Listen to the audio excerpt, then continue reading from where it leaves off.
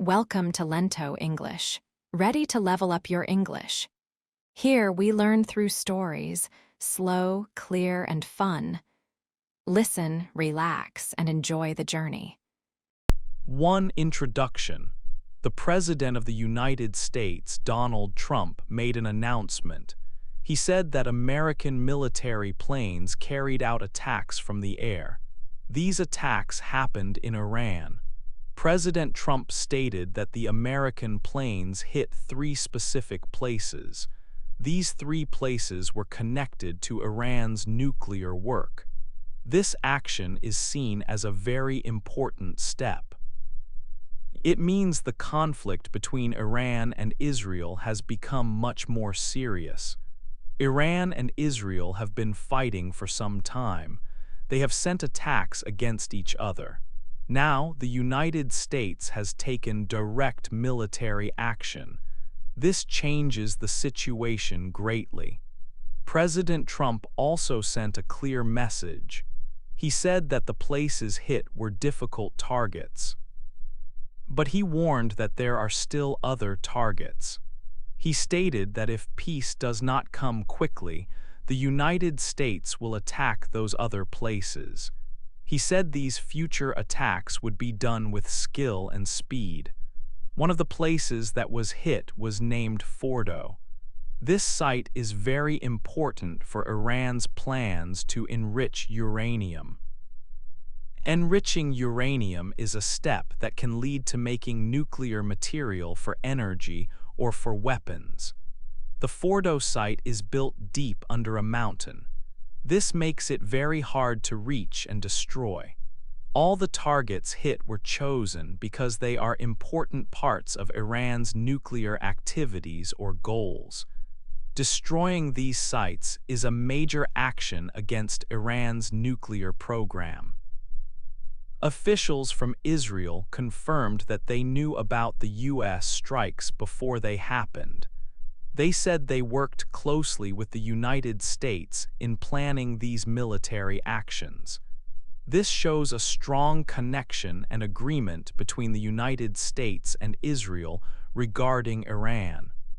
The United States government also communicated with Iran. They used diplomatic channels, which means sending messages through people who talk for their countries. The United States told Iran that the air strikes were the only military action planned at that moment. They also said that the United States was not planning to try and change the government in Iran. This message was perhaps to try and prevent a bigger response from Iran. However, Iran has also given strong warnings. Iranian officials had said before that if the United States attacked, it would cause big and lasting damage. They warned that U.S. involvement risked starting a war that would include many countries in the region. Iran said it might attack military bases where the United States has soldiers in the Middle East. The United States has soldiers in many countries in that area. Iran could also try to block the Strait of Hormuz. This is a narrow sea area where a large amount of the world's oil passes through on ships. Blocking it would cause major problems for the global economy. This situation is very tense. The United States attacking Iran directly adds a new and dangerous level to the existing conflict between Iran and Israel. It increases the chance of the conflict growing wider and affecting more countries. The actions taken by the United States president are a significant development in the Middle East. The results of these actions are not yet known, but they could lead to more conflict or perhaps to new talks. The future depends on the next steps taken by all sides. 2. How it began. The fighting between Iran and Israel did not start suddenly with the U.S. action. It began earlier when Israel made a surprise attack. This happened on June the 13th. Israel sent its planes or drones to attack many important places inside Iran. These places were connected to Iran's nuclear program and its military power. Israel hit dozens of these sites in a surprise attack. Israel had a strong reason for doing this. They wanted to stop Iran's nuclear program completely. The leaders in Israel believed that Iran was secretly trying to build nuclear weapons. They thought Iran would soon be able to make a nuclear bomb. So, Israel's goal was to destroy the places that could help Iran do this. But Iran had a different story. Iran said its nuclear program was peaceful. They said they only wanted nuclear power for electricity or other good things. They said they were not trying to build bombs. After Israel's surprise attack, Iran felt it had to respond, and it did. Iran launched many rockets and drones back at Israel. There were hundreds of these flying objects. This was Iran's answer to Israel's attack on its nuclear and military sites. So, the fighting started with air attacks. Israel attacked Iran first on June the 13th. Then Iran attacked Israel with many rockets and drones. After these first attacks, the two countries did not stop. They continued to attack each other from the air. This air war went on for more than 1 week. Day after day or night after night, there were reports of new attacks from one side or the other. All this time, the President of the United States, Donald Trump, was watching closely. President Trump had made his position clear before. He was strongly against Iran having nuclear weapons. He did not believe Iran should develop the power to make a nuclear bomb. His view was an important part of the situation. The conflict grew from these first actions. Israel's attack to stop Iran's nuclear program, Iran's claim of peace and its large revenge attack with rockets and drones, and the continued air fighting between them. This was the beginning of the bigger problem that brought the U.S. into the picture later. The first step was Israel's surprise attack on Iran's key sites on June the 13th. This led to Iran's large response with hundreds of rockets and drones. The sky became a place of conflict as both sides used air power against each other for over a week. This period of air attacks set the stage for what happened next.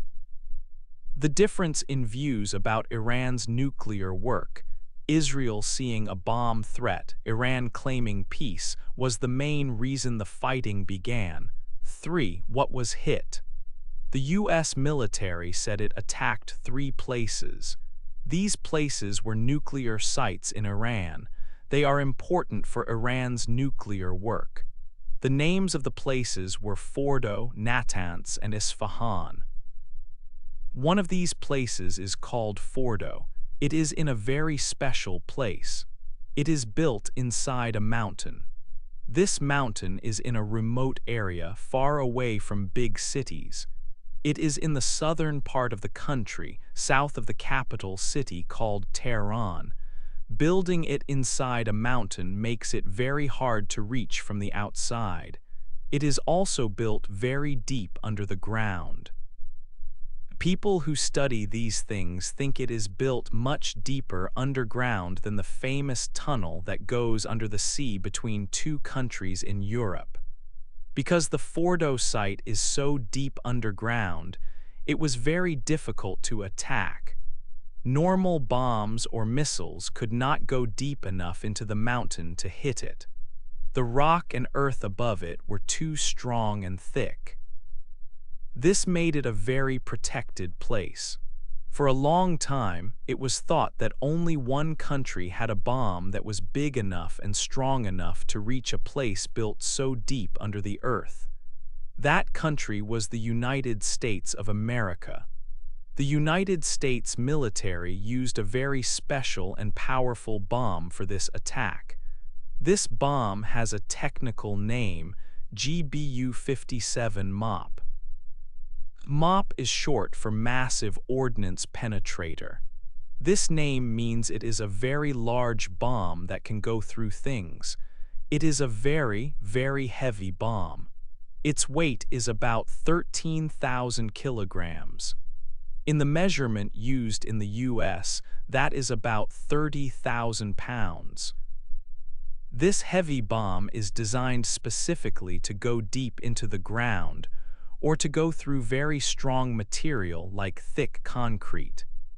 Experts who know about bombs say this GBU-57 MOP bomb can go through about 18 meters of solid concrete, or it can go through about 61 meters of earth before it explodes. The main goal of using this bomb, according to officials from the US military, was to break and destroy the nuclear sites they targeted. They wanted to stop the nuclear work that was happening at these places.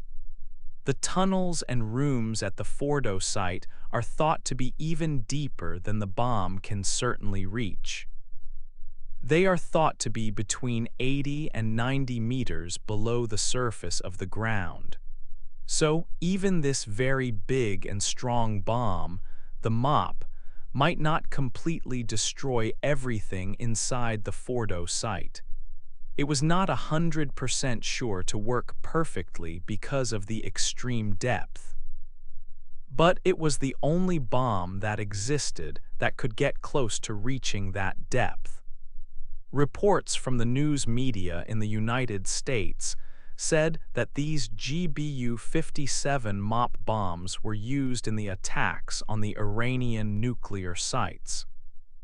The US military chose to use these powerful bombs to try and hit these specific locations, especially the Fordo site, which was hidden deep inside the mountain and hard to reach. The attack was a major effort to damage these important places that the US and other countries were worried about, aiming to slow down or stop Iran's nuclear work by hitting these very protected locations with the strongest weapons available. 4. What happened next? After the US attack, people did not know the full damage. It was not clear what happened inside the nuclear places. The exact result of the US attack was hard to know quickly. Nobody knew for sure the full damage. Iran has state media. This media said something about the nuclear places. It said Iran moved important things away before the bombs hit, so the media said the attack did not cause much harm to Iran's nuclear work. They said the places were empty. They said important materials were gone. This meant the attack did not hurt their nuclear program much. But President Trump said something different. He stated that the nuclear places were completely destroyed. He used the word obliterated. This meant he thought the attack was very successful. President Trump gave a different report. He used strong words. He said the places were totally gone, obliterated. This meant he believed the attack was very successful.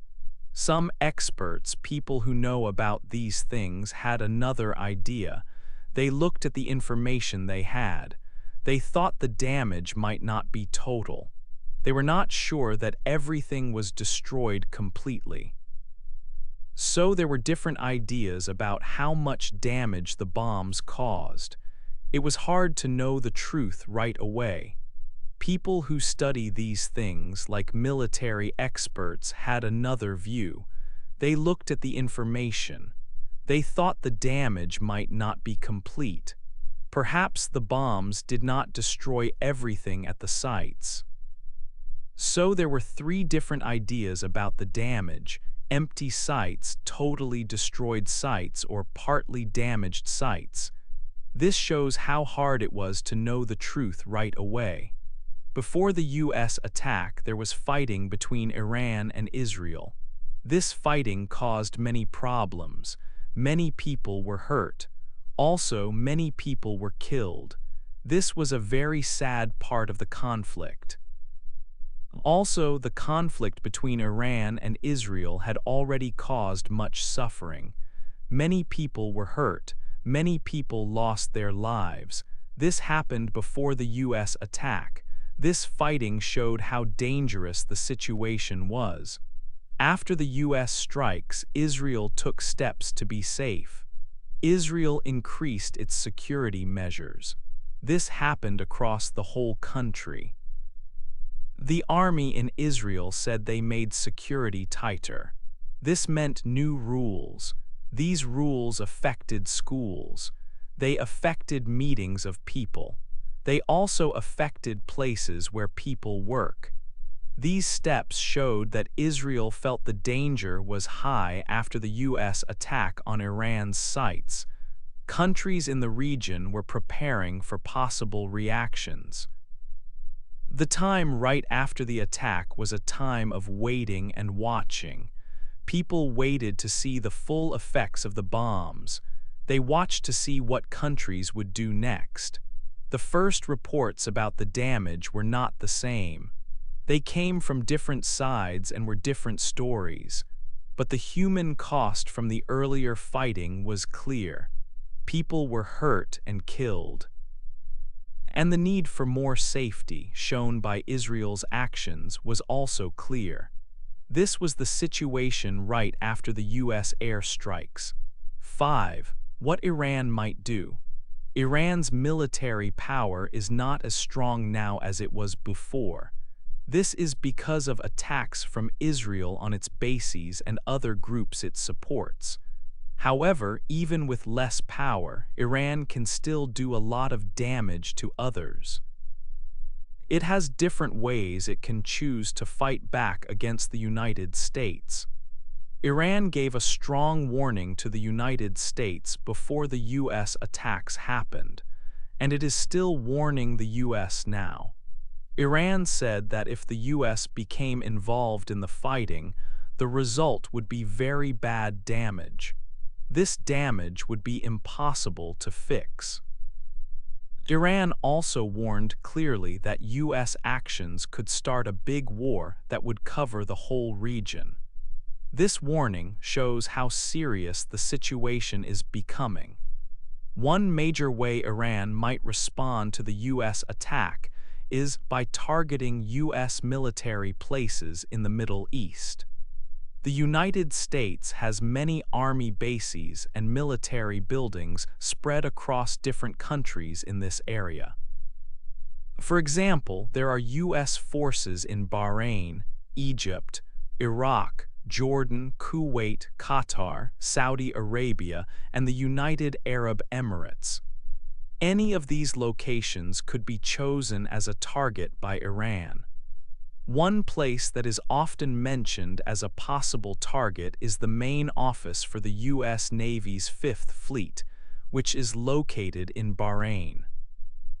Attacking these bases would directly involve the U.S. in a larger conflict. Another very important action Iran could take is to block or stop ships from moving through the Strait of Hormuz. This is a narrow area of sea that connects the Persian Gulf to the wider ocean. It is an extremely important way for ships that carry oil from countries in the Middle East to the rest of the world. Experts say that about 30% of all the world's oil that is moved by sea goes through the Strait of Hormuz every day. If Iran decides to stop ships from using this passage, it would cause very big problems for the world's supply of oil.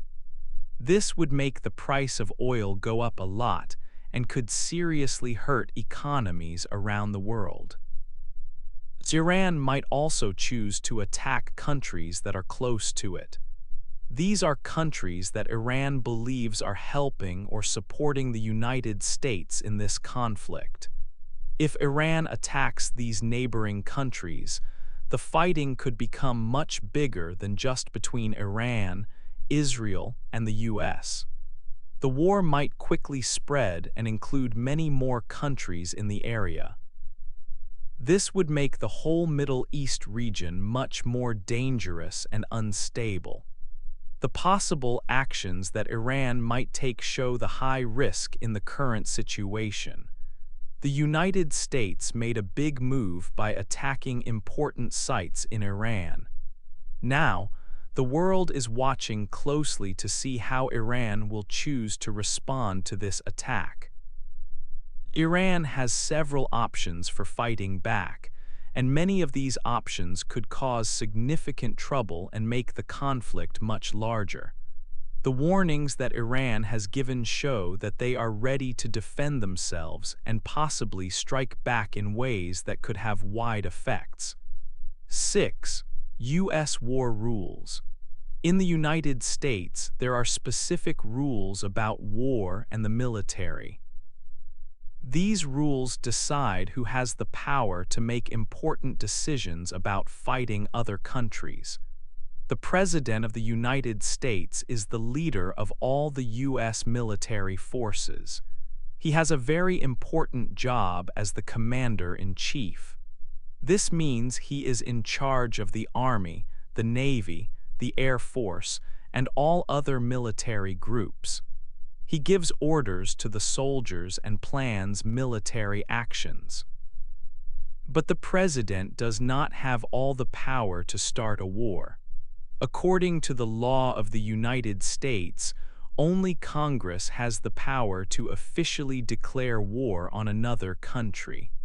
Congress is made up of two parts, the House of Representatives and the Senate. These are groups of people elected by the citizens of the U.S. For the U.S. to be in a declared war, both parts of Congress must vote yes. This rule was put in place a long time ago. It was designed to make sure that the decision to go to war is made carefully by many people, not just one. However, the law also gives the President power to use the military in other ways. The President can order military actions, like sending troops to a dangerous place or ordering airstrikes against an enemy, without a formal declaration of war from Congress. This power lets the President protect the country quickly if there is a sudden danger. It means the President can react fast to threats using the military. This is why presidents have ordered many military actions in different parts of the world without Congress declaring a full war. The recent U.S. air strikes on Iran are an example of the President using this power. President Trump ordered the attacks as the Commander-in-Chief. He did not need Congress to declare war first for these specific strikes. Because the situation with Iran is serious, some members of Congress are now talking about the President's power. Some lawmakers believe that Congress should have more power in deciding if the U.S. takes military action against Iran. They are trying to pass new laws or resolutions that would limit the President's ability to order attacks on Iran without getting approval from Congress first. These lawmakers want to make sure that Congress has a stronger voice in these big decisions. This situation shows the balance of power that exists in the U.S. government regarding military action. The President leads the military and can order actions to protect the country. But Congress has the sole power to declare a full war and can also make laws to try and control how the President uses the military. This balance is an important part of the U.S. legal system. It is meant to share the power and responsibility for using military force. So while the president can order strikes like the ones on Iran, the decision to enter a full official war belongs only to Congress. These are the rules for war in the United States. 7. The bigger picture. The recent U.S. attack changed the situation in the Middle East. It made the region much more dangerous than before. The conflict between Iran and Israel was already a big problem. Now, with the U.S. involved directly, the risk is higher. There is a serious risk that this war could spread. This means the fighting might not stay only between Iran and Israel and the U.S. Other countries in the area could join the conflict. If more nations become involved, it could lead to a much larger regional war.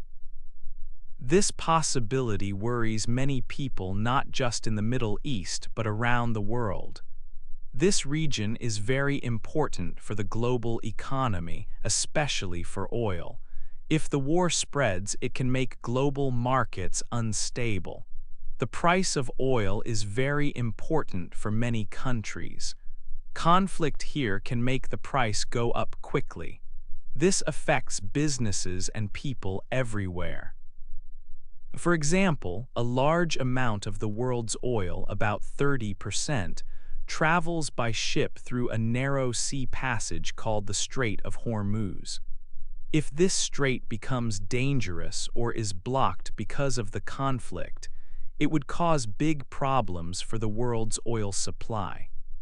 Before the U.S. airstrikes happened, there was some communication between the U.S. and Iran. They were actually having talks about Iran's nuclear program. This shows that even during times of tension, countries sometimes try to use diplomacy. Diplomacy is the process where countries talk to each other to try and solve problems peacefully instead of fighting. After the strikes, the U.S. sent specific messages to Iran. They used special ways to send these messages quietly. The U.S. wanted to make it clear that their attack was only about the nuclear sites. They also told Iran that they were not trying to change the government of Iran. This is called regime change. The U.S. message was that their goal was not to remove the current leaders of Iran from power. This was an important point to make to avoid making the situation even worse.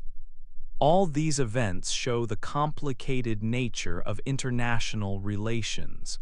Countries have to be very careful with their actions and words. Every step taken can have large effects on other countries and the world. It shows there is a delicate balance that countries try to keep.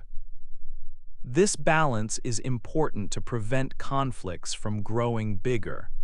Understanding these events helps us see the bigger picture of how countries interact and try to keep peace, or sometimes fall into conflict. The need for careful planning and communication in international affairs is very clear from this situation. 8. The future. The future of this conflict is not clear. It is uncertain what will happen next. There are different ways things can go. One way is that the fighting continues. There could be more violence. This is a dangerous path. Another way is that countries try to stop fighting. They could begin talks for peace. This is the hope. This event shows how fast things can change in the world. One day is different from the next. Things can become difficult very quickly. It is important to understand this. We can learn from what has happened. Learning helps us understand big events. It helps us see why conflicts start. It also helps us understand how to find peace. These actions give us a lesson. The lesson is about the world and how countries act. This time highlights the need for careful steps. Countries must be very careful in what they do. Actions between countries have big results. Leaders must think hard before they act. They need to think about what their actions will cause. Big events like this affect many people. They affect many countries. The path ahead has two main directions. One is more problems and fighting. The other is trying to find peace. It is important for everyone to watch what happens next. Will the leaders choose to talk, or will they choose to fight more? The world is watching closely. Many people hope for peace. But the way to peace is often not easy. This situation shows that actions have very big results. Countries must think about these results carefully. They must think about how their actions affect others around the world. The future depends on the choices made now. Will diplomacy be strong, or will conflict continue to grow? This situation is a test for leaders. It is a test of how well they can manage difficult times. The main goal is to stop the violence. The goal is to find a way for countries to live together without fighting. This event is a lesson for everyone involved and for the world. It is a lesson about the dangers of war. It is also a lesson about the hope for peace. The future is not decided yet. It will be decided by the actions that the countries take. The world hopes for a future with less conflict. It hopes for a future with more understanding between countries. This conflict is a reminder. It reminds us that keeping peace is not always simple. It needs hard work. It needs careful decisions from everyone. The coming days and weeks will show the direction. Will it be a path that causes more damage, or a path that leads towards talks and peace? Only time will tell what the future will be. But the lessons from what happened before are clear. Careful steps are needed now. Understanding each other is needed. A strong wish for peace is needed by all sides. The possibility of a better future is there, but it needs leaders to make good choices. Choices that help people and do not hurt them. Choices that build connections, not walls. The future is uncertain, but hope stays. Hope that peace can be found. Hope that conflict can stop. This event is a moment in history, a moment that will help shape what happens next. The world hopes for a good result, a result where people can live safely, a result where countries can solve problems without fighting. This is the hope for the future for everyone.